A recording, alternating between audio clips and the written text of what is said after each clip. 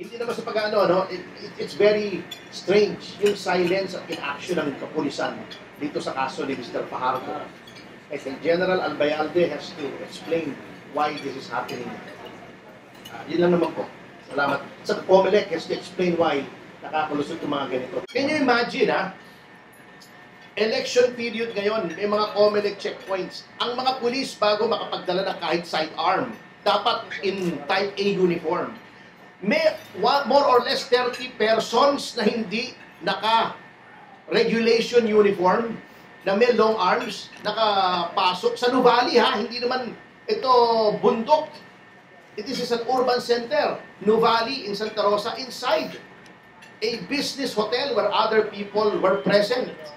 Pagkatapos, pinadapa lahat, pati mga bata, pati mga babae, tinapakan sa ulo, at kinuha si Mr. Fajardo, in full view of the public. How can this happen? May pagkukulang din ng COMELEC natin dito eh. Hindi po to liblib na probinsya. Hindi po to NPA-infested na at teritoryo.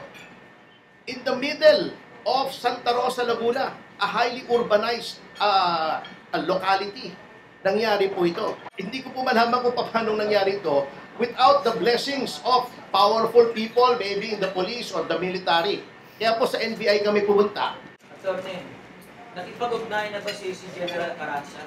Dahil may abduction mo sa lugar, nakipag-coordinate ba sa inyo? Kinausap na ba kayo?